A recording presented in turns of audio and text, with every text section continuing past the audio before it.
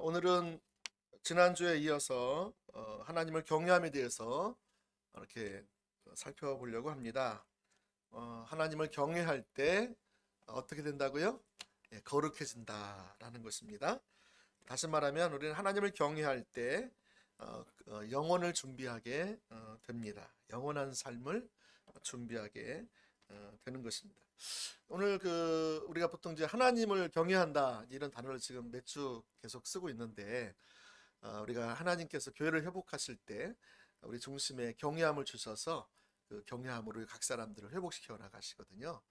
그런데 이 경외한다라고 표현을 하면 사람들이 좀 많이 어려워해요. 그리고 그게 무슨 말일까 잘 이해를 못하는 경우도 많습니다. 그래서 그 개념이 확 잡히지가 않아요. 그래서 어떤 사람은 하나님을 경외한다 그러면 매일 말씀을 읽고 묵상하고 또 주일날 예배를 잘 드리고 뭐 봉사를 잘 하고 헌금을 잘 하고 술 담배 안 하고 제사를 안 지내는 것을 경외하는 것이다. 이렇게 또 생각할 수도 있습니다. 그렇죠? 또 물론 우리가 하나님을 경외하면 우리 그런 삶을 살게 되지요. 그렇죠? 근데 우리가 그런 삶을 안 살아도 아니 하나님을 경외하지 않아도 그런 삶은 살 수가 있습니다. 그렇죠? 어떻게 할 수 있죠? 성경에 많은 그 자료를 우리가 보면 구약이나 신약에 보시면 하나님을 경외하지 않음에도 불구하고 많은 의식들이 성경에 있는 것을 볼 수가 있어요. 그러니까 우리 마음 가운데 하나님을 경외하지 않아도 많은 의식을 행할 수 있는 거예요. 제사도 드릴 수 있고 예배도 드릴 수 있고 봉사도 할 수 있고 그럴 수 있다라는 것이죠. 자, 그러므로 우리는 각자 나름대로 자기 기준과 자기 생각으로 하나님을 경외한다라는 것을 정의를 내리고 이렇게 생활을 합니다. 어떤 분은 뭐 그런 게 있나 보다 하고 넘어가는 분도 계시고요. 근데 우리가 성경에서 하나님을 경외한다는 표현은 굉장히 중요한 것을 볼 수가 있어요. 우리 신앙생활과 이 세상의 삶이 결정되기도 하고요.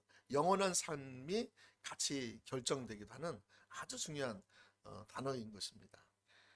여러분은 하나님을 경외하는 것이란 무엇이라고 생각하십니까? 하나님을 경외하는 게 뭘까? 정의를 한번 내려보세요. 각자. 예. 자, 오늘 우리가 함께 성경에서 말하고 있는 경외함을 살펴보고 하나님께서 원하시는 경외함으로 주님을 온전히 바라보고 또 주님께 삶이 드려지고 또 주님 다시 오실 길을 예비하는 심령으로 준비되는 저와 여러분 될 수 있기를 축복합니다. 아멘. 자, 첫 번째, 그러면 하나님을 경외함이란 뭐냐라는 것입니다. 경외한다는 것의 사전적인 의미는 공경하며 두려워한다라는 표현인 것입니다. 공경하며 두려워한다. 두려움이라는 단어를 생각해 보세요. 두려움이란 말을 들으면 그것은 마치 좋은 뜻으로 들려지지 않습니다. 그렇죠. 부정적인 의미가 많이 들어있죠. 그래서 여기서 두려움이라는 것은 종교적인 두려움을 말합니다. 그래서 우리가 하나님께 뭐 예배를 안 드리고 어디 놀러 갔다 그러면 하나님이 우리를 쫓아오셔가지고 차에 펑크를 내신다. 사고가 났다. 뭐 이렇게 생각하시는 분도 있어요. 이거는 하나님 우리가 경외하는 것, 두려워하는 것 그것이 아니죠. 예.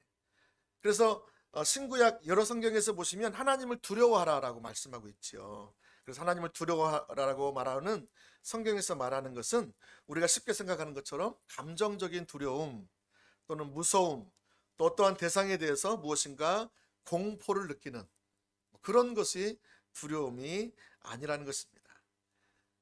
그래서 우리는 하나님을 두려워하라고 한다면 어떤 사람들은 그렇게 이해를 해서 하나님께서 우리에게 벌을 내리시고 심판을 내리시고 채찍을 우리를 때리시고 막 그런 분으로 이렇게 무수하는 것을 생각하는데 그렇지 않다는 것입니다.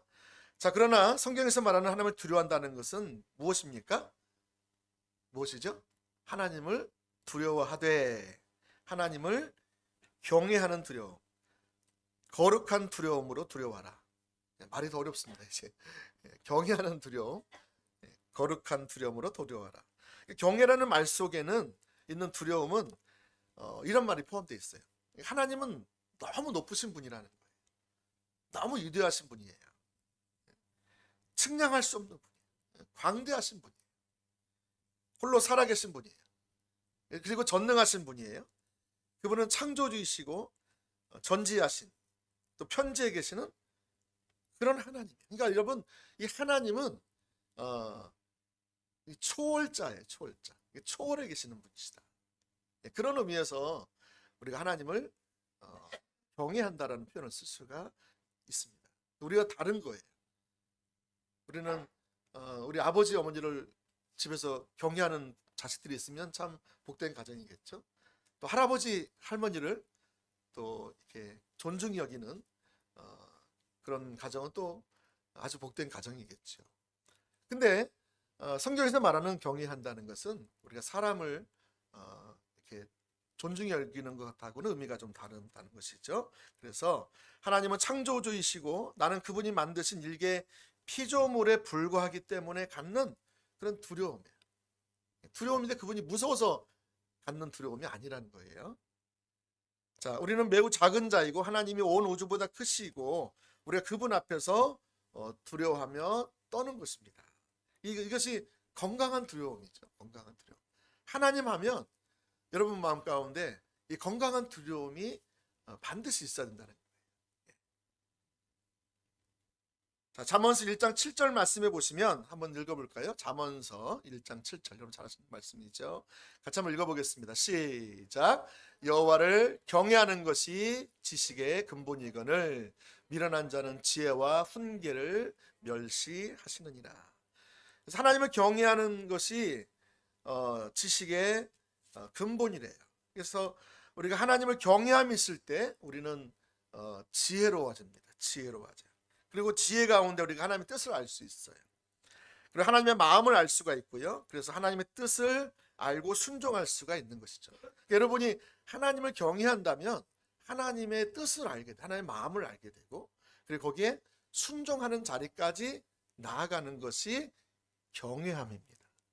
어떤 사람들은 하나님 뜻을 알고 아멘, 제가 그렇게 하겠습니다 하고 그렇게 안 사는 사람들이 있어요.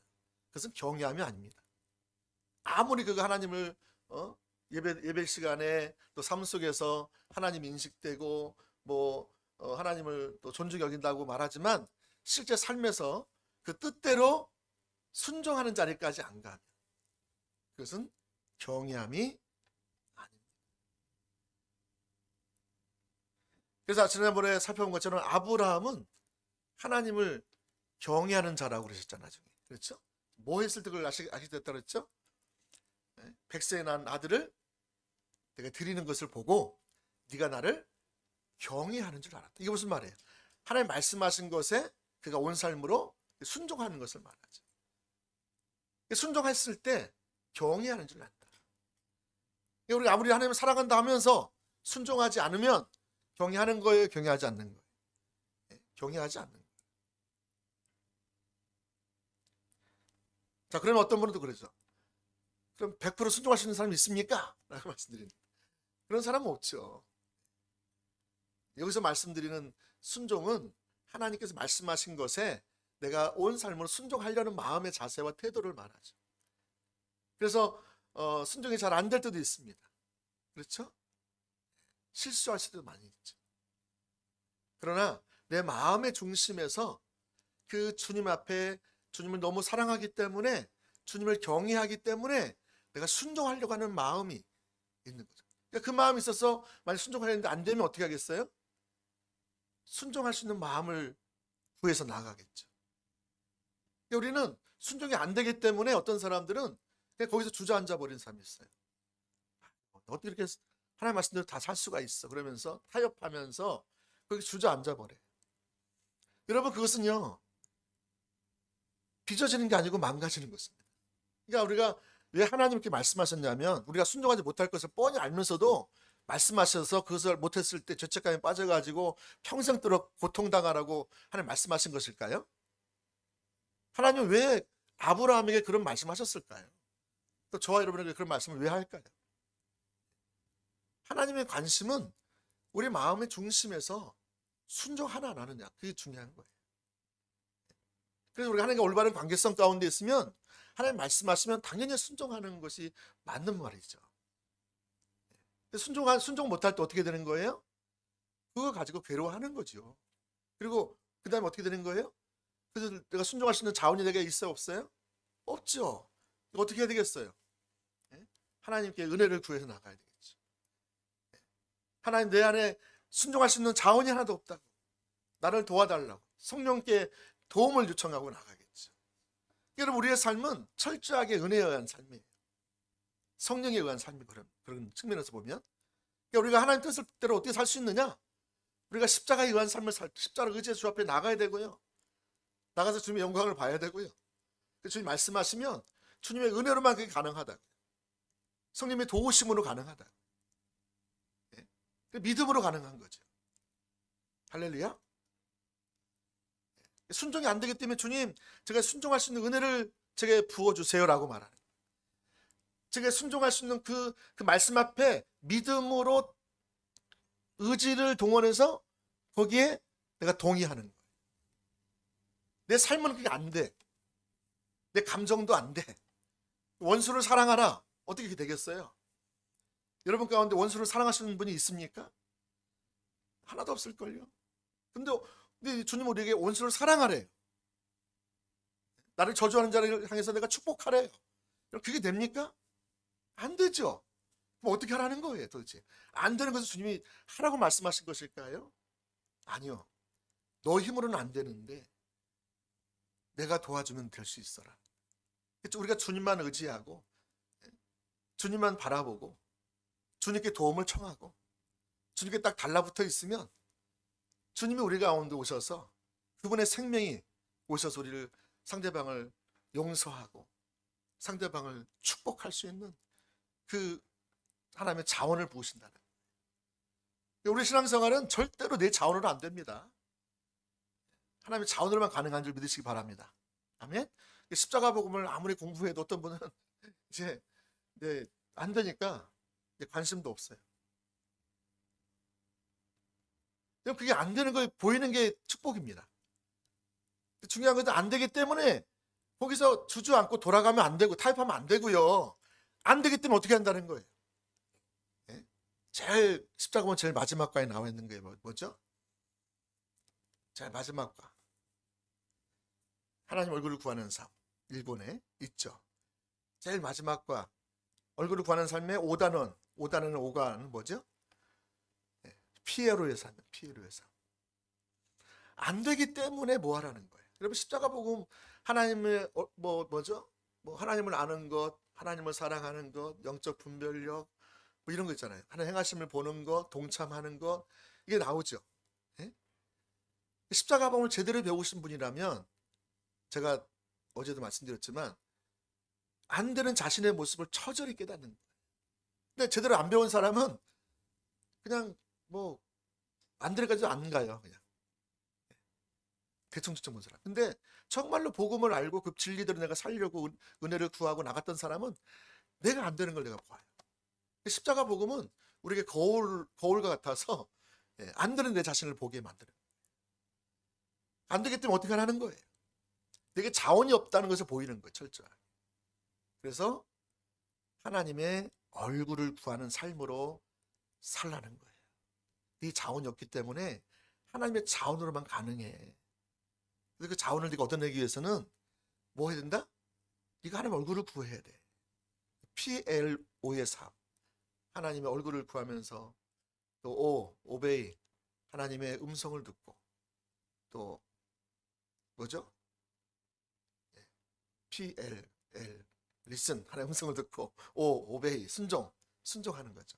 하나님의 음성을 듣고 순종하는데 그 순종이 내 마음대로 안 되는데 하나님의 은혜를 구해서 내가 거기에 의지를 들여서 동의하고 하나님의 은혜를 구하는 거죠. 하나님 내가 원수를 사랑할 수 없어요. 그래서 주님이 이런 나를 위해서 주님이 오셨잖아요.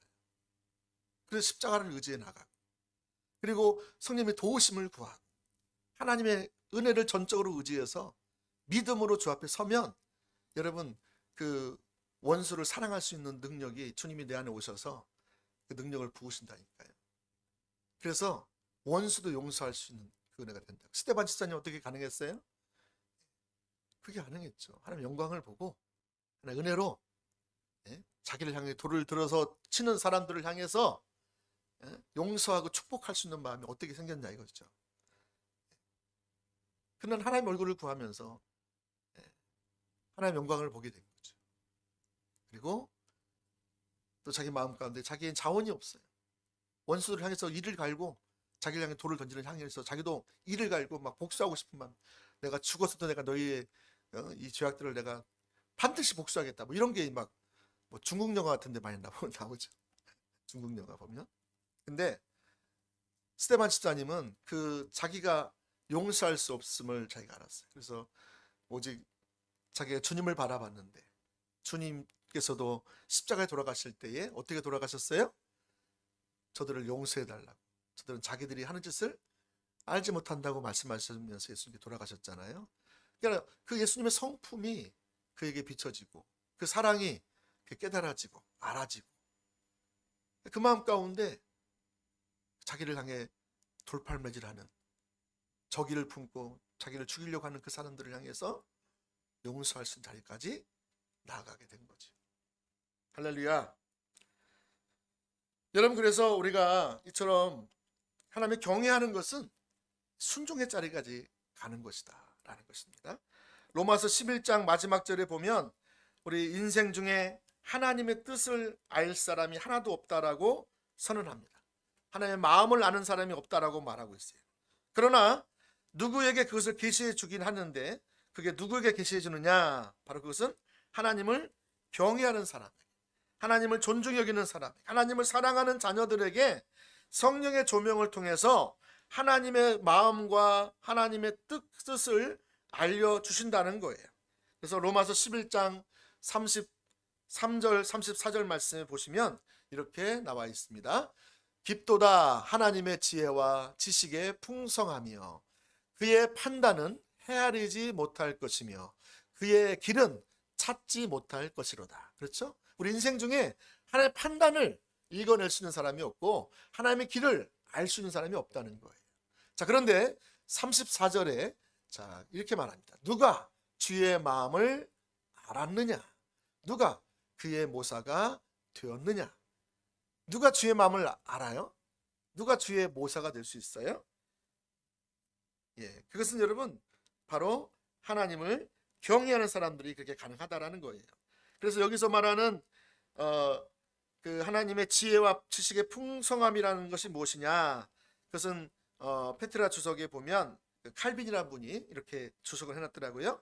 하나님의 작정하심이나 하나님의 행하심, 다스리심과 연관되는데 하나님의 계획과 작정이 인생들에게는 측정이 불가능해서 주께서 우리에게 말씀으로 주신 것 외에는 알 수도 없지만 그것을 억지로 알려고 하면 미궁에 빠져 헤어나지 못하게 된다라고 말하고 있습니다. 하나님이 이 성경에서 밝혀내지 않는, 하나님의 성령님을 통해서 우리 가운데 말씀해 주지 않는 것을 억지로 풀려고 하다가 잘못된 그 이단에 빠지기도 하고 미궁에 빠진다는 거예요.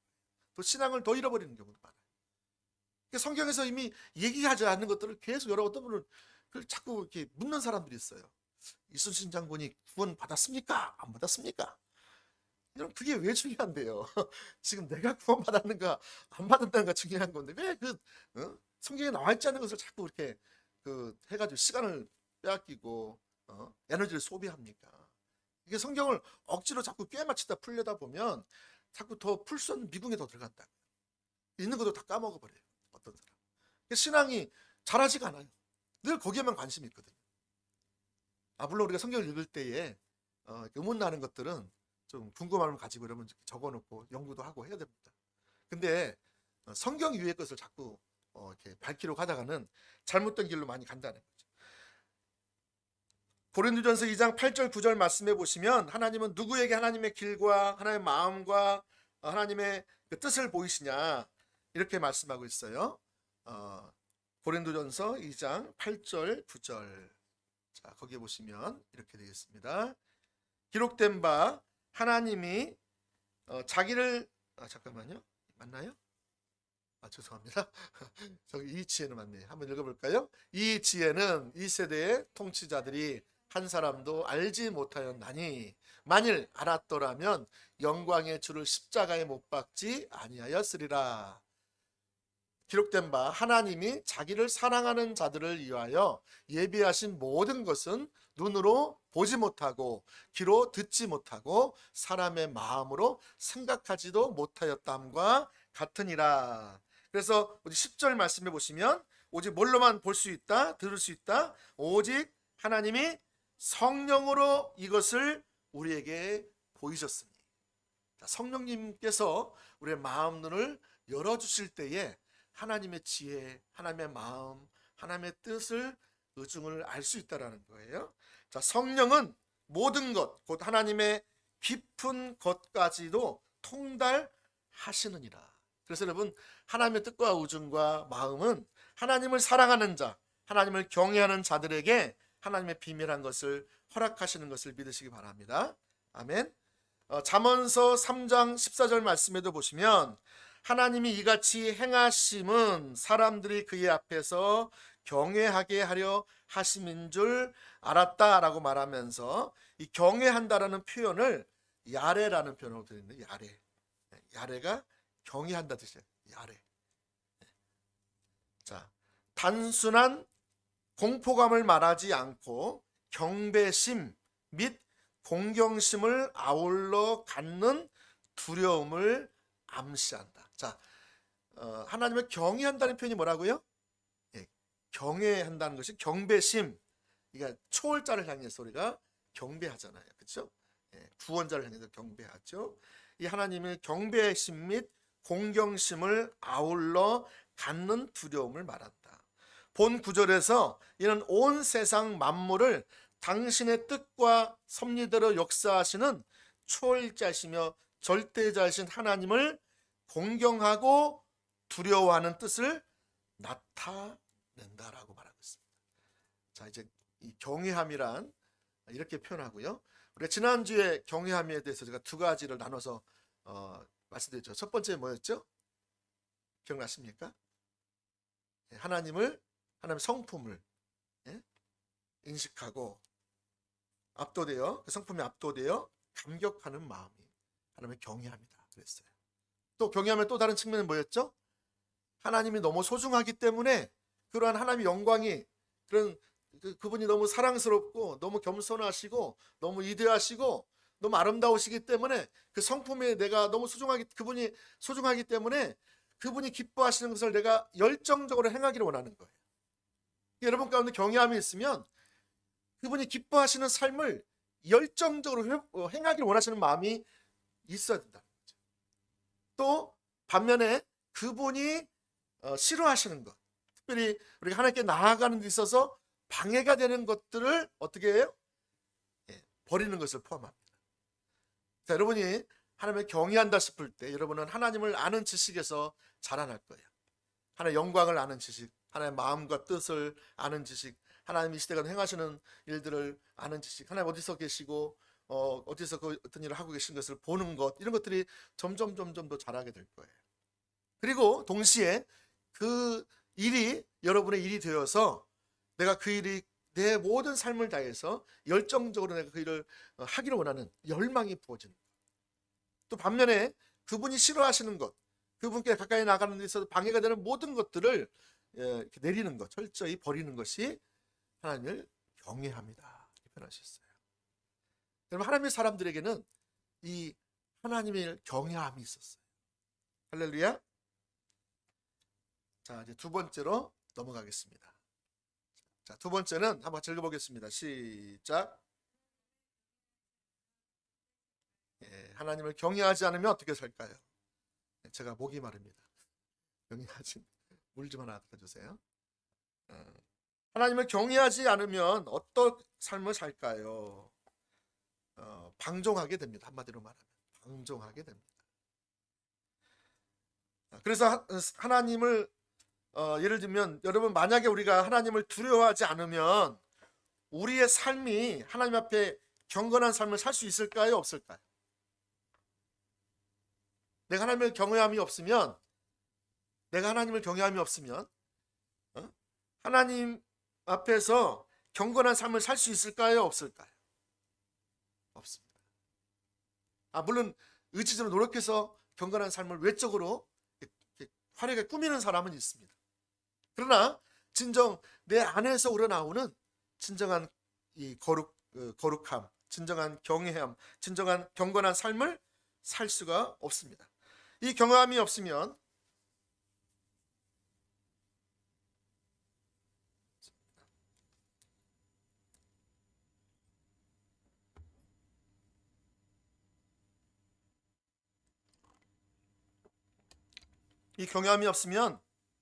우리가 하나님 앞에 올바른 자세로 설 수가 없고 하나님의 말씀대로 따라 순종하는 삶을 살기가 가능하지 않습니다. 만약에 우리 안에는 사랑의 하나님, 은혜의 하나님, 우리를 항상 용서하시는 하나님, 우리를 끝까지 기다려주시는 하나님만 있다고 생각해 보세요. 물론 하나님은 그러한 하나님이십니다. 아멘. 여러분, 우리가 하나님을 떠올려 볼 때 하나님은 여러분에게 어떤 하나님이세요? 자, 우리는 이렇게 생각할 수 있다니까요. 하나님은 언제나 내 편이야. 하나님은 언제나 나를 참으시는 분이야. 하나님은 언제나 나를 용서해 주셔. 하나님은 언제나 나를 기다려 주셔. 하나님은 언제나 자비로우시고 은혜로우시고 끝까지 용서해 주셔. 나를 향해서 햇볕 정책을 펴고 계시는 거예요. 네? 그런 하나님으로 여러분 있으면서 나는 믿습니다, 이렇게 말하는 거 맞아요, 틀려요? 맞아요. 근데 하나님을 그렇게만 생각하게 될 때에 우리는 우리 마음 가운데 잘못하면 경홀히 여기는 마음이 생길 수 있다. 그래서 이렇게 생각합니다. 아, 그래, 하나님은 사랑이 너무 많으시지, 그냥 나를 봐주실 거야. 하나님 또 회개하면 용서해 주실 거야. 그런 마음을 갖는다는 것이죠. 이것쯤은 하나님이 눈 감아주시지 않을까? 자기 사는데 뭐 나도 모르게 산다고. 여러분, 문제는 하나님을 이렇게 한쪽만 알게 되면 우리는 하나님을 대해서 늘 그런 식으로만 이제 하나님을 대해버립니다. 옆집에 마음씨 좋은 아저씨처럼 대합니다. 내가 실수해도, 또 우리 할아버지 할머니가 이제 요즘에 손주들을 사랑하면 막 그러잖아요. 애들이 뭘 해도 다 용서가 되잖아요. 그죠? 어리니까. 근데 우리를 하나님을 그렇게 생각할 때 그렇게 하나님을 인자한 하나님으로 생각한다니까요. 자, 그런데 여기에 문제가 있어요. 거기에는 하나님을 경외하는 것이 없다는 거예요. 하나님을 경외하는 것이 없어요. 여러분, 이사야 시대 때에 왜 그토록 많은 사람들이 하나님께 번제를 드리고 또 절기 헌금을 드리고 또 기도를 많이 하고 그렇게 많이 했음에도 불구하고 왜 하나님은 그들을 향해서 너희가 나를 버렸다라고 말한 거예요? 이사야서 1장 4절 말씀에 보면 그렇게 말하는 거예요. 너희가 나를 버리고 나를 멀리하고 나를 떠나갔도다. 왜냐하면 거기에 나를 만홀히 여겼다. 그러니까 하나님을 경외함이 없으면 그래요. 예레미야 시대 때도 마찬가지. 예레미야 시대 때 여러분, 그들 가운데 큰 두 가지 악이 있었어요. 그 하나가 뭐였어요? 하나는 하나님이 생수의 근원인데 생수의 근원이신 하나님을 뭐 했다? 버렸다. 그리고 또 두 번째는 또 악이 뭐예요? 터진 웅덩이를 팠다. 물을 저축치 못하는 터진 웅덩이를 팠다. 여러분, 생수의 근원을 버리니까 그 생수의 근원 자리에 자기가 스스로 생수를 만들어내잖아요. 스스로 웅덩이를 판 거예요. 인본주의가 나오는 거죠. 기복신앙이 나오는 거죠. 율법주의가 나오는 거죠. 그러면서 그 19절에 가보면 뭐라고 그러냐면 이 경외함이 없기 때문이다. 경외함이 없는 것이 악이요 고통이다, 이렇게 말하고 있어요. 여러분, 예레미야 시대 때에도 이스라엘 시대 때처럼 많은 예배가 있었고 많은 찬양이 있었고 사람들이 많이 모여서 하나님 앞에 정성껏 했다니까요. 근데 그들은 하나님을 버렸대요. 생수의 근원이신 그분을 버렸대요. 왜냐하면 그들 중심에 하나님을 경외함이 없었다는 거예요. 이것을 보시면 하나님은 우리가 생각하는 하나님인데 왜 그러면 심판하시면 안 되잖아요. 우리 사랑하시는 분이니까, 우리 기뻐하시는 분이니까. 하나님 우리 징계하시면 안 되잖아요. 우리 사랑하시는데. 안 그래요? 하나님은 좋으신 하나님, 사랑의 하나님 100%인가요? 네, 100%입니다. 동시에 하나님은 공의의 하나님, 거룩한 하나님 100%예요. 아멘? 하나님은 이 사랑이신데 사랑에서 뭐가 나와요? 거룩이 나오는 거예요. 내가 사랑하기 때문에 하나님은 거룩함을 원해요. 사랑의 성품 안에 거룩이 들어있다고. 이걸 따로따로 분리시키면 안 돼요. 하나님 사랑하시기 때문에 우리가 거룩하지 않아도 돼. 이건 아니에요. 내가 거룩하니 너희도 거룩하라고 말씀하고 있어요. 성경에서. 하나님의 사랑이시라. 하나님의 사랑이세요. 동시에 그분은 거룩하세요. 아멘.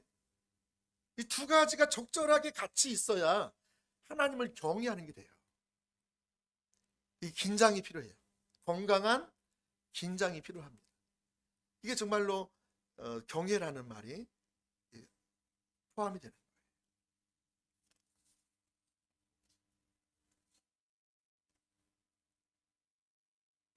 하나님의 질투하시는 분이세요. 여러분, 질투는 죄입니까? 죄 아닙니까? 질투, 죄죠. 근데 하나님이 질투하시는 분이래. 하나님은 죄를 지시는 분이에요? 그건 아니죠. 이 질투는 어디서 나올까요? 하나님의 사랑에서 나오는 거예요. 사랑하니까 질투가 나오는 거예요. 전에 제가 대전에 첫 번째 교회 할 때 저희 딸이 이제 3살인가 4살 됐나요? 나이가 잘 모르겠는데 그때 이제 있는데 우리 교회에 또 예쁜 여자아이가 또 있었어요. 그 아이가 제가 저하고 있으면 제 옆에 무릎에 와서 막 앉아요. 내가 목사님 그래서 막 뭐 이렇게 만지기도 하고 막 넥타이 만지기도 하고 막 그러잖아요. 그러니까 저도 그래 이쁘다 이렇게 하죠. 예, 요즘엔 또 그렇게 하면 안 됩니다. 요즘엔 뭐 이상한 게 있어가지고 뭐 이렇게 해도 안 되고 만져도 안 되고 뭐 별게 많아가지고 지금 너무 복잡해요. 왜 그랬는지 모르겠어요. 시대가 지금. 그랬는데 얘가 막 이렇게 다 가서 이렇게 있으면 옆에서 누가 째려봐요. 누가 째려볼까요? 제 딸이 그래가지고 쳐가지고 쫓아버리고 그 앞에 딱 제 무릎을 앉는 거예요. 왜 그래요? 이건 내 자리라는 거예요. 너는 너희 아버지한테 가서 앉아. 예.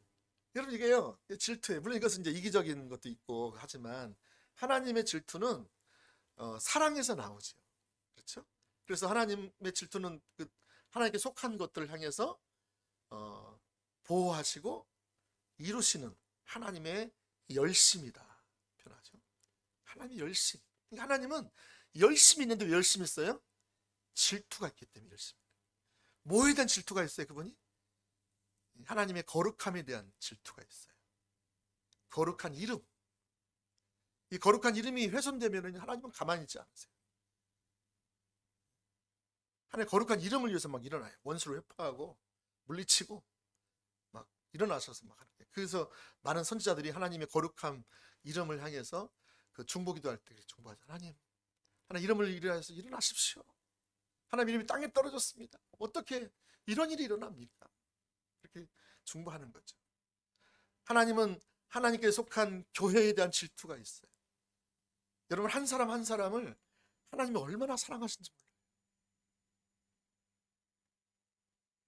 저는 지난번에 제가 수년 전에 우리 성도님들 몇몇 분들이 우리 목사님들 섬기시려고 뭔가 자기 회의하다가 약간 말다툼이 있으셨어요. 그게 제게 들어왔어요. 그래서 제가 어떻게 했을까요? 어떻게 하지? 누구 편을 들어야 될까? 둘이 다 불러서 같이 얘기를 해야 될까? 따로따로 불러서 뭐 어떻게 해야 될까? 고민을 막 하고 기도를 하고 있는 거죠. 근데 갑자기 하나님께서 뭘 생각나게 하시냐면 그린벨트 생각나요. 그린벨트 아시죠, 여러분? 그 뭐죠? 어? 개발 제한적인가요? 하나님 거라는 거예요. 네가 임으로 대하지 말라는 거예요. 하나님께 속한 백성을 네가 이모대로 대하지 말라는 거예요.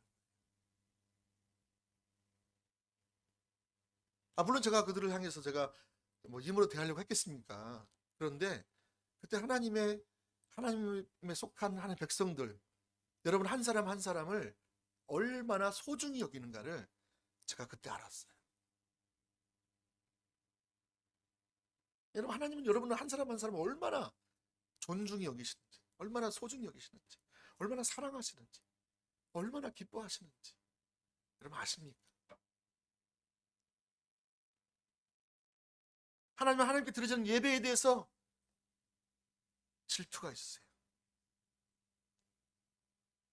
하나님께 성품을 알고 자기 삶을 드리며 자기 목숨을 드리고 예배 드리면서 입술만 드리는 게 아니고 자기 시간을 더 드리기 원하고, 여러분 하나님께 속한 예배에 대해서 질투를 가지고 여러분 질투 가지고 질투해 보세요. 그리고 예배해 보세요. 하나님이요 여러분을 정말 존중해 드릴 거예요. 여러분을 세우실 거예요. 여러분이 안 세워지느냐? 예배를 여러분 그렇게 안 드리거든요. 하나님은 그 예배에 대해서 굉장한 질투가 있으시다니까요. 사람이 많은 게 중요한 게 아니에요. 그 한 사람이 어떠한 마음을 가지고 하나님의 열심으로 그 예배를 여러분이 드리냐. 하나님 반드시 함께 하세요. 사울왕 하나님 경외함이 없었죠. 다윗 하나님을 향한 예배를 향한 질투가 있었죠. 사무엘 어린 양 한 마리로 예배 드리는데 그 예배가 온전히 드려져요. 영원히 드려져요. 그러니까 모든 게 다 회복돼요. 빼앗겨도 땅도 다 회복되고 살롬이 다시 돌아오고 하나님의 평강이 다시 오고 전쟁이 더 이상 없고, 그 한 사람이 하나님의 질투로 예배하니까. 이사야 시대 때요 수많은 사람들이 수만 마리 갖다가 드려도요 안 받으신다. 죄송합니다.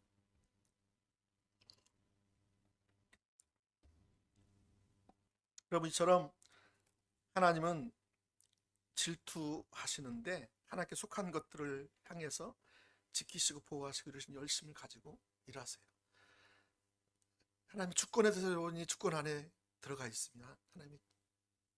하나님이 여러분 예수님의 이름에 대해서, 성령님의 이름에 대해서 그분은 질투를 가지고 계세요.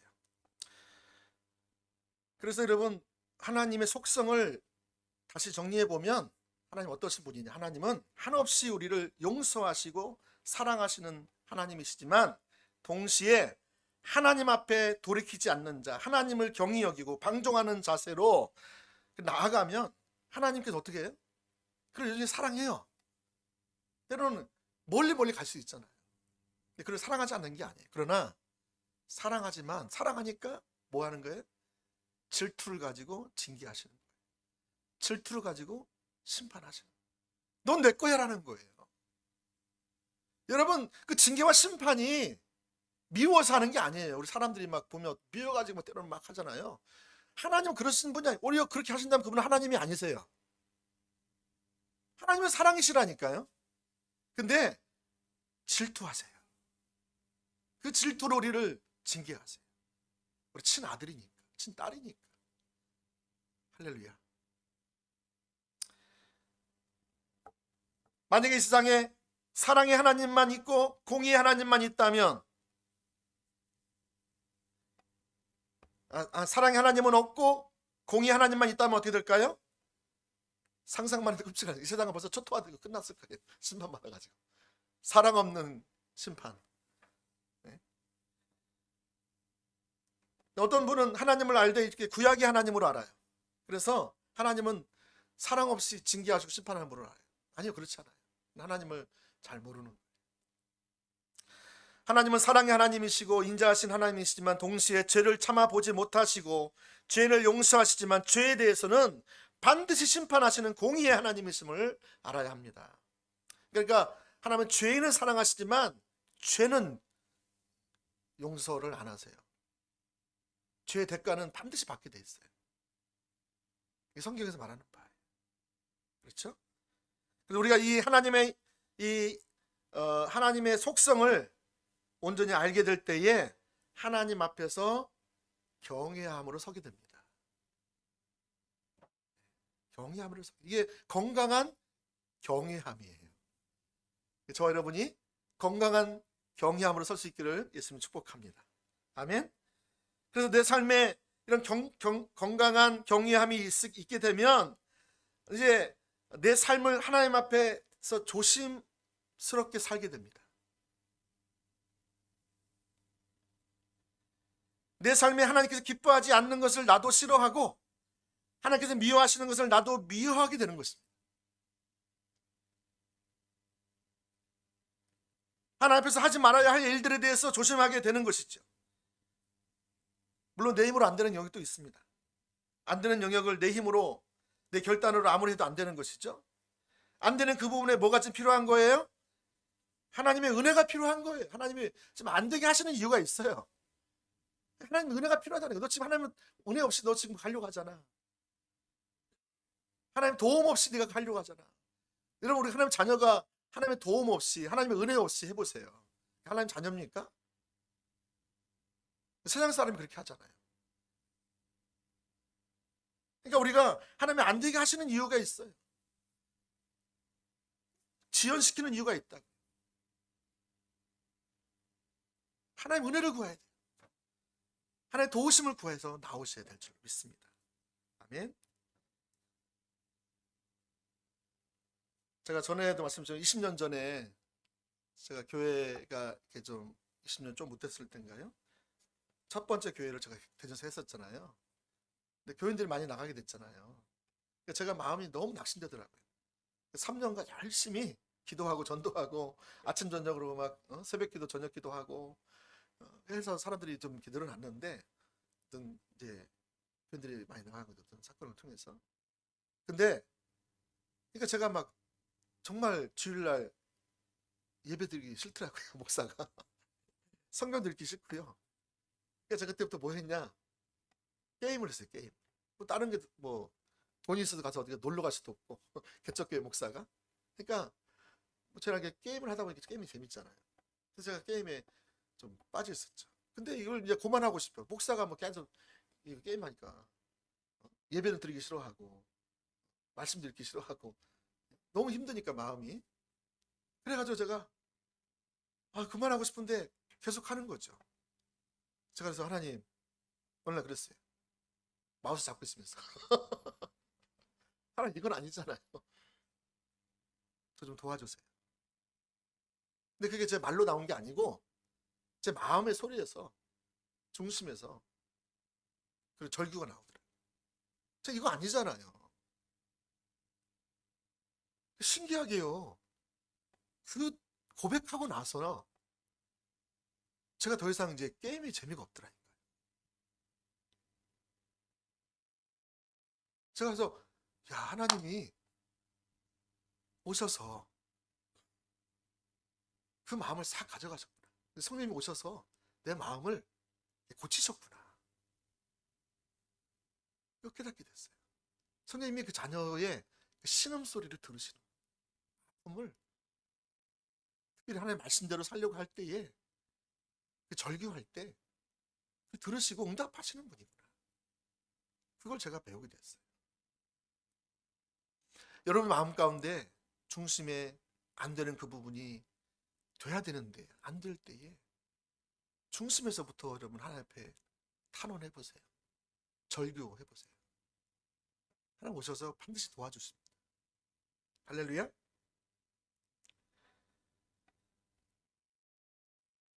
여러분, 그래서 하나님은 사랑의 하나님이시고 하나님은 무조건 용서하시는 하나님이시라는 것만 생각한다면 우리의 삶이 어떻게 된다고요? 방종하게 된다는 것입니다. 여러분이 무엇인가 잘못했을 때 여러분 입술에서 쉽게 말이 나오잖아요. 그리고 여러분 우리가 경외함이 없으면 내 생각, 내 판단 이것이요 쉽게 나와요. 그래서 다른 사람을 판단하고 다른 사람을 후욕하는 건 너무 쉬워요.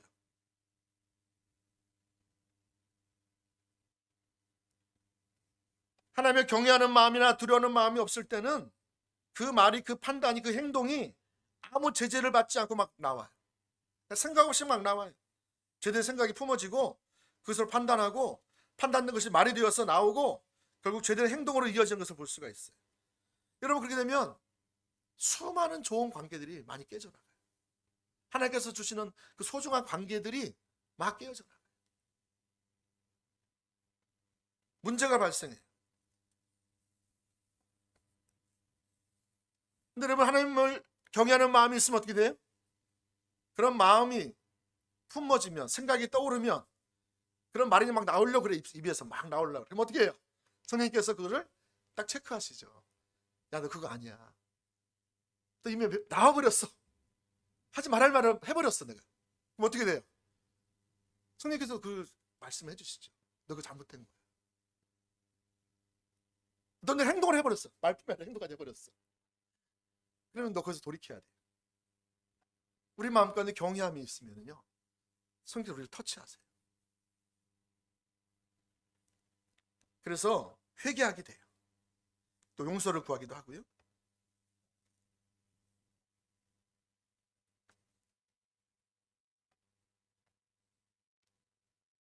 전에 그 어떤 부모 밑에 6살짜리 어린아이가 한 명 있다고 가정해 보세요. 이 아이가 어려서부터 부모님이 무척 자신을 사랑하는 줄 알아요. 그래서 이 자녀는 어디 가든지 당당해요. 누구 앞에 가서 기도 안 죽어요. 말도 자유롭게 하고 행동도 자유롭게 막 해요. 그런데 여러분 이런 아이를 부모가 계속 사랑하기 때문에 방치해 두면 이 아이에게는 어떤 일이 생길까요?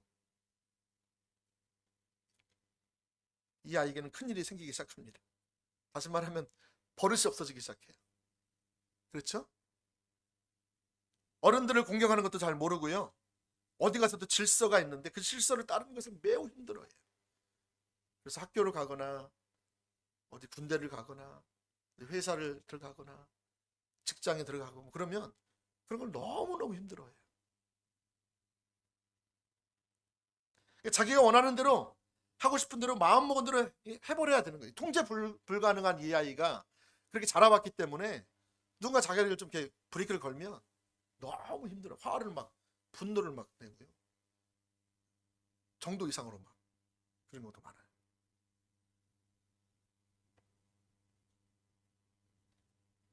여러분 왜 그렇게 했을까요? 이 아이가 이제 성인이 돼도 똑같아요. 결혼해도 똑같아요. 그냥 부인한테 막 해야지. 남편한테도 하고 자식들한테도 하기도 하고. 왜 그럴까요? 부모님이 제재를 안 해줘서 그런 거죠.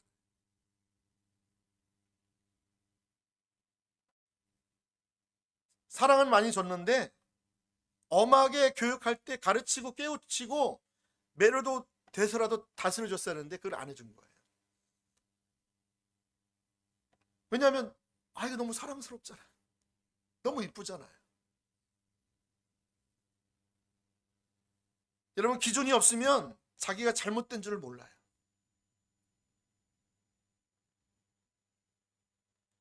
또 기준이 없으면 자기가 잘못된 것을 깨달아도 어디로 돌아갈지도 몰라요.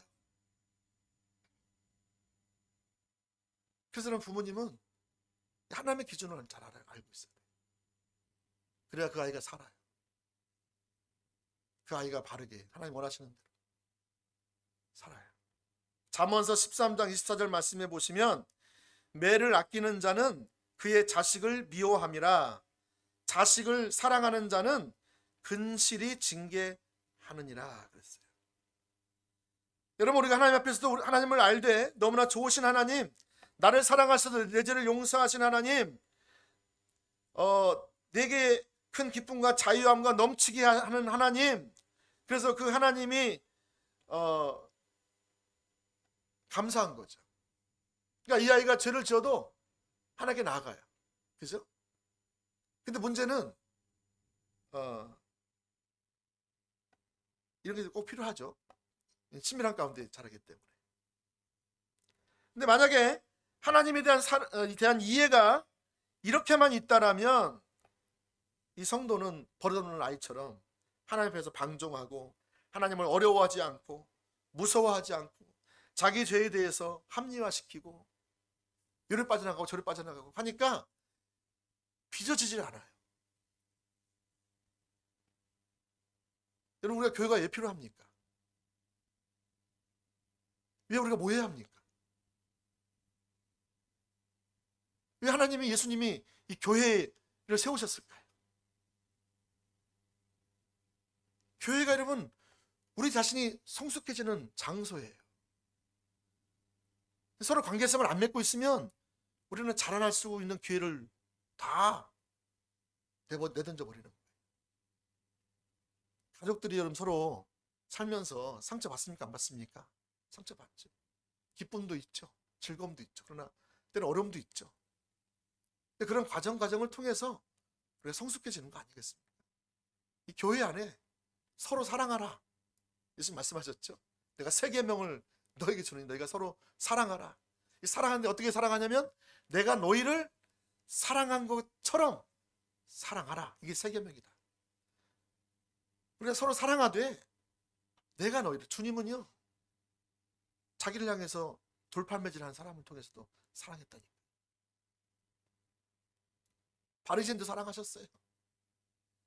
자기를 막 넘어뜨리려고 하고 죽이려고 하고 그런 사람을 향해서 주님은 사랑하셨어요. 그 사랑으로 서로 사랑하는 것을 배우는 것이 어디예요? 교회예요. 공동체예요. 오이코스예요. 각 기관의 모임이에요.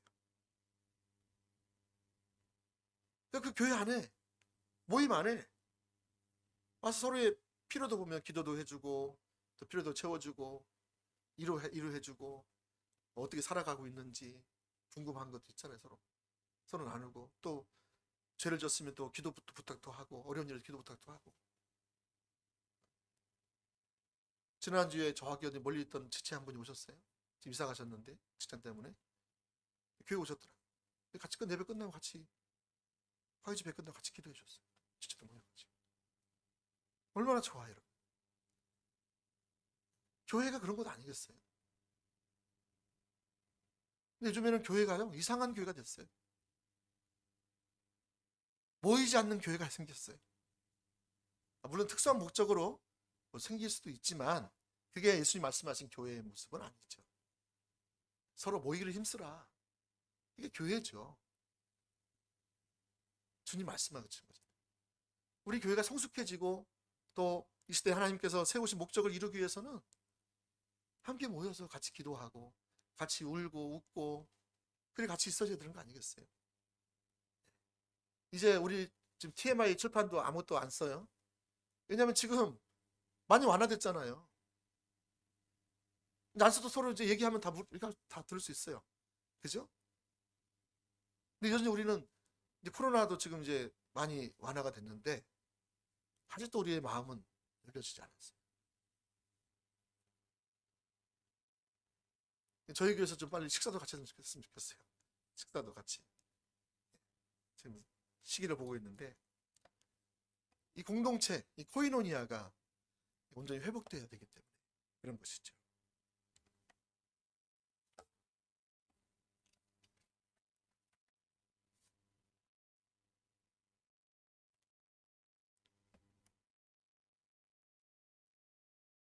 여러분, 우리 삶 속에서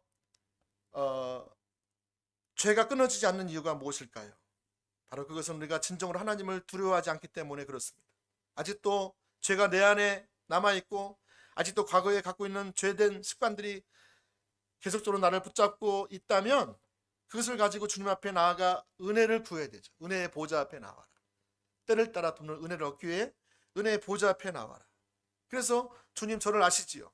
제가 제 가운데 있습니다. 저를 용서해 주세요. 그래서 회개하고 애통하고 나가게 되면 우리 가운데 하나님이 오셔서 용서하시고 우리를 치유하시고 새롭게 하시지요. 근데 그것이 이제 습관적이 되어버리는 거예요. 죄를 지면 회개하고, 죄를 지면 회개하고, 죄를 지면 회개하고. 근데 그게 습관적이니까 나중에 이제 벼룩도 낯짝이 있지. 그러면서 이제 회개도 못해. 그러니까 점점 하나님 앞에 나오기도 쉽지 않아요. 왜냐하면 늘 똑같은 죄 때문에 고민을 하니까. 그래서 나는 어쩔 수가 없어. 그래서 자기 스스로 변명하고 스스로를 위로하는 경우도 있습니다. 여러분, 그러한 생각들이 우리를 자유케 해주지 않아요. 자기 영이 빠지기 시작합니다. 출애굽기 20장 20절 말씀 보시면 하나님의 임하심은 너희를 시험하고 너희로 경외하며 범죄하지 않게 하려 하심이라. 하나님이 임하실 때, 하나님의 영광을 볼 때 우리가 죄가 끊어지고 하나님을 경외하게 되고요, 죄에서 멀어지게 되고요, 의로운 삶을 추구하게 되어 있다는 것입니다. 아멘. 그래서 여러분 반드시 기억할 것은 성령님의 도우심이 필요하다는 거예요. 성령님의 도우심, 그리고 하나님의 은혜가 우리 가운데 필요합니다. 여러분 잘 아시는 로마서 6장 6절 말씀에 보시면 죄의 영향력에 대해서 우리가 승리하는 법을 배워가기를 사도 바울은 말하고 있습니다. 로마서 6장 6절에 보시면 우리가 알거니와, 자, 우리가 안다는 것은 뭘 안다는 거냐면 지식으로 안다는 게 아니라 체험으로 하는, 가슴으로 하는 걸 말하죠. 지금 사도 바울은 이것을 가슴으로 체험하고 알았던 것을 지금 말하고 있는 거예요. 뭐라고 말하냐면 우리가 알거니와, 자, 우리의 옛사람이 예수와 함께 십자가에 못 박힌 것은, 자, 우리의 죄된 본성, 옛 본성, 죄에게 반응하는 옛 본성을 말하죠. 옛사람은, 옛사람이 어떻게 됐다고요? 십자가에 못 박혀 죽었다는 거예요. 옛사람이 죄에게 반응하는, 죄의 노예가 되는 옛사람, 죄의 포로가 되어서 멸망으로 가는 옛사람. 자, 못 박힌 것은 죄의 몸이 죽어 다시는 우리가 죄에게 종노릇하지 아니하려 함이니. 자, 우리가 예수님과 함께, 예수님 2000년 전에 십자가 못 박혀 돌아가셨을 때 우리 옛사람이 예수님과 함께 연합되어서, 나 신강식이 예수님과 함께 연합되어서 한 몸이 되어서 어떻게 됐다고요? 옛사람이 죽었다는 거예요. 더 이상 죄에게 반응하지 않게 됐다는 거예요. 죄의 권세에서 우리가 해방됐다는 거예요. 자, 그래서 여기 보세요. 그러니까 우리가 죄에게 종노릇하지 않는다는 거예요. 더 이상. 예? 여러분, 이게 성경에서 말하는 진리죠. 근데 우리는 자꾸 죄에게 반응합니까? 안 합니까? 예수 믿고 나서도. 예? 죄에 반응해야 안 해요? 해요. 자, 근데 왜 반응합니까? 죄에 대해서 이미 죽었다고 그러는데. 예? 여러분, 우리가 죄에게 반응을 해도 우리는 동의하는 것이 필요합니다. 진리에 동의하는 것이 매우 중요해요. 그래서 로마서 6장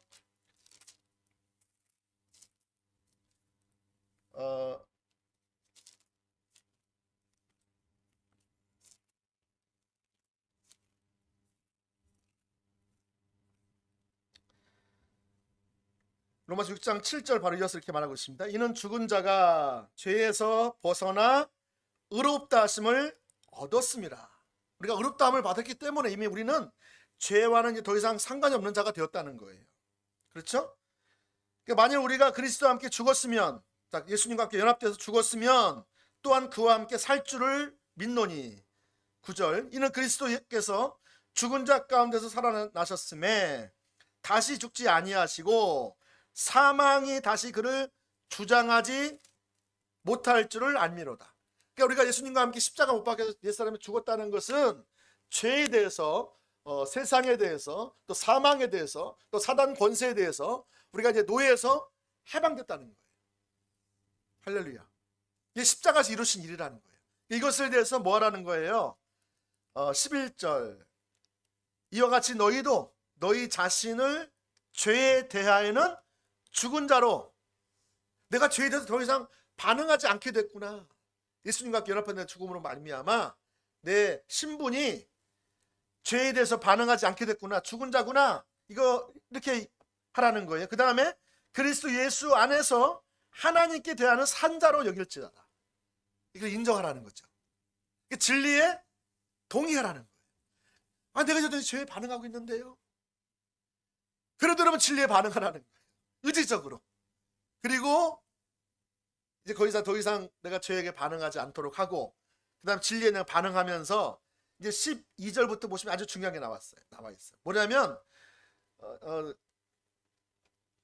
그러므로 너희는 죄가 너희 죽을 몸을 지배하지 못하게 하여 몸의 사욕에 순종하지 말고, 몸의 사욕, 몸의 욕심에 너희가 순종하지 말라는 거예요. 우리의 지체를, 우리의 몸을 불의의 병기로 죄에게 내주지 말라는 거예요.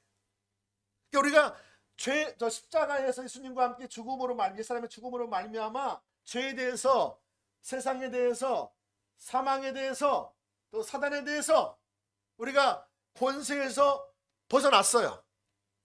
자, 벗어난 우리가 이제 살아야 될 삶은 어떤 삶이냐면, 우리의 몸을 죄에게 다시 드리지 말아요. 죄에게 반응하지 말고, 세상에 반응하지 말고, 죽음에 반응하지 말고, 사단에게 반응하지 말고 하나님께 반응해서 서라는 거예요. 우리는 새로운 생명, 예수의 생명이 우리 안에 있기 때문에 우리가 성령님의 지배를 받고 있어요. 은혜의 지배를 받고 있어요. 전에는 죄의 지배를 받았어요. 전에는 사망의 지배를 받았어요. 그렇죠? 그리고 전에는 세상의 지배를 받았어요. 세상 사람. 지금은 신분이 바뀌었다는 거예요. 완전히. 자, 그래서 13절 보면, 또한 너희 지체를 불의의 무기로 죄에게 내주지 말고 오직 너희 자신을 죽은 자 가운데서 다시 살아난 자 같이 하나님께 드리며 너희 지체를 의의 무기로 하나님께 드리라. 자, 그렇게 되면 어떻게 된다고요? 14절, 죄가 너희를 주장하지 못할 거다. 자, 보세요. 우리가 죄에 대해서, 세상에 대해서, 사망에 대해서, 사단에 대해서, 사단의 머리가 박살났어요. 죄의 권세가 멸해졌어요. 우리 자유케 됐어요. 자유케 된 우리가 성령 인도하심을 따라서 우리가 하나님께 의의 무기를 자꾸 드리잖아요. 그러면 죄가 와서 우리를 자꾸, 영향력이 와 우리를 자꾸 끌어당기려고 그래요. 세상의 영향력이 자꾸 와서 우리를 끌어당기려고 그래요. 사망이 와서 우리 죽음의 공포를 통해서 우리를 끌어당기려고, 다시 옛 노예로 삼으려고 그래요. 그럼 그때 우리가 어떻게 한다고요? 여기에 반응하지 않게 되는데, 어떻게 되냐면, 우리가 이제 성령님께 반응하고 성령의 인도하심을 반응하고 은혜의 지배 아래 있기 때문에, 그 안에서 있기 때문에 더 이상 반응하지 않게 되는 거죠. 그러니까 예를 들면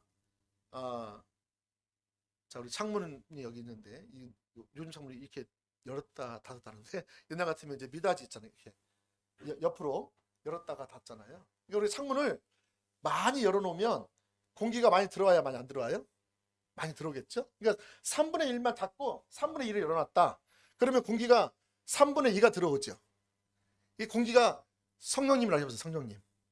자, 여러분이 전에는 죄에 놓여 있을 때는 3분의 반절 이상이 열어놨어. 죄에 대해서 열어놓고, 세상에 대해서 열어놓고, 또 사단에게 열어놓고, 죽음에 대해서 열어놨어. 그러니까 조금만 죄가 오면 죄에게 금방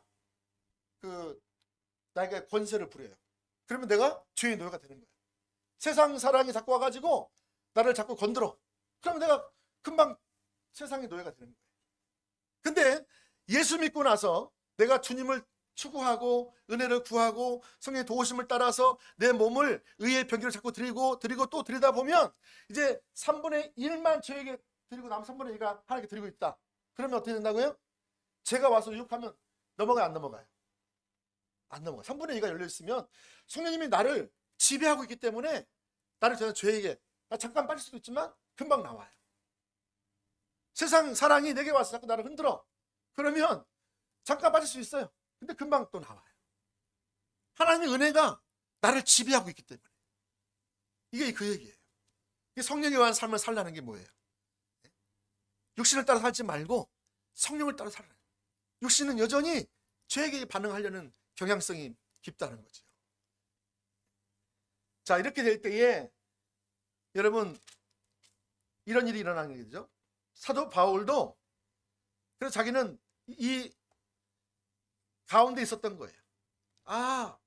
마음으로는 하나님을 기쁘게 해드리기 원하지만 육신을 가진 내 몸은 또 내 마음이 한 법에서 누굴 기뻐하게 하는 거예요? 자기를 기쁘게 하는 마음. 하나님을 기쁘게 하는 마음과 육신을 기쁘게 하는 마음, 이 두 마음이 있는 거예요. 자, 그래서 로마서 7장 24절, 23절 말씀 보시면 내 지체 속에서 한 다른 법이 내 마음의 법과 싸워 내 지체 속에 있는 죄의 법으로 나를 사로잡는 것을 보는도다. 자기 마음을 하나님을 기쁘시게 하는 마음이 있지만 죄의 법이 자기를 끌어당겨서 여전히 죄를 짓게 만드는, 죄에게 팔려가는 자신의 모습이 보인다는 거예요. 자, 이럴 때에 이런 절규가 나오는 거예요. 24절 말씀 뭐 어떻게 나와요? 24절 볼까요? 없네요. 자, 24절 7장 24절 말씀 중요하니까 한번 읽어봅시다. 7장 24절. 자, 찾으셨습니까? 찾아보세요. 자, 시작. 오호라, 나는 곤고한 사람이로다. 이 사망의 몸에서 누가 나를 건져내려. 이 사망의 몸에서 나를 건져낼 자가 없다는 거예요. 죄에 팔리고, 세상에 팔리고, 사망에 팔리고, 사단에게 팔려서 꼭두가시가 되어져 버린 내 모습. 근데 이것이 내가 곤고한 사람이고 이 사망의 몸 안에 내가 갇혀 있다는 거예요. 그러면서 25절에 뭐라고 되어 있어요? 우리 주 예수 그리스도로 말미암아 하나님께 감사한다.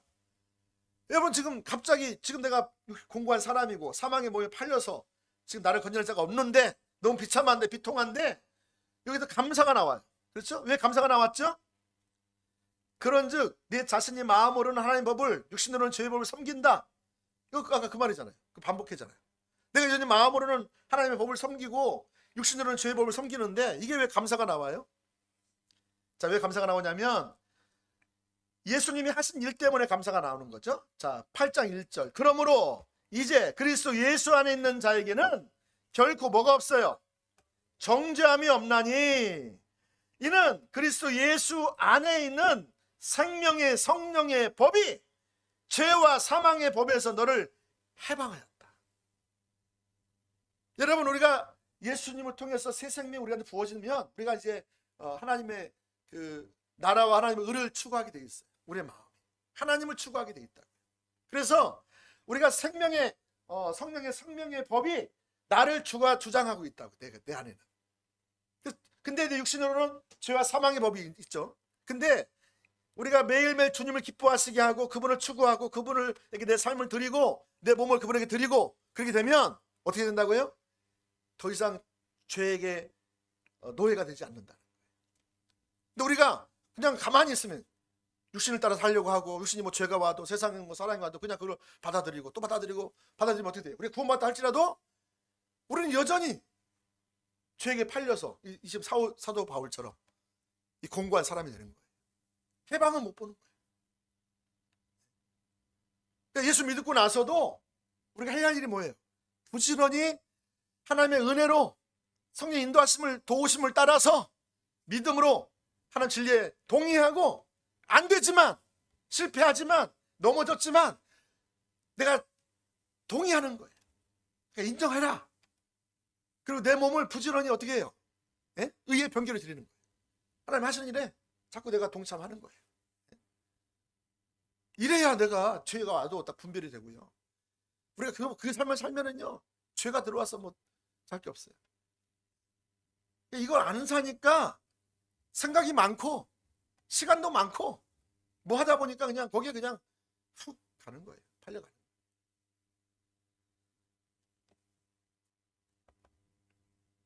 여러분, 그래서 여러분들이 이처럼 죄에서 자유케 되기 위해서는 부지런히 하나님의 은혜 안에서 성령 인도를 따라서 십자가의 보혈을 의지해서 또 믿음으로 진리에 동의해서 은혜 보좌 앞에 서 있으면 하나님의 영광을 더 보고 또 보고 또 보고 그러면 나도 모르게 내 성품이 빚어져요. 물론 우리 죄를 안 짓는다는 얘기는 아니에요. 죄를 지을 수도 있어요. 넘어질 수도 있어요. 그러나 나도 모르게 생각이 변하고요. 내 마음이 변하고요. 그 다음에 내 태도가 변하고요. 하나씩 변해져 가요. 마침내 우리가 하나님 형상을 닮은 그런 자리로 갈 줄로 믿습니다. 아멘. 말씀을 맺겠습니다. 오늘 저와 여러분들이 하나님을 경외함으로 서게 되면 하나님이 우리를 그렇게 인도해 가실 줄로 믿습니다. 아멘.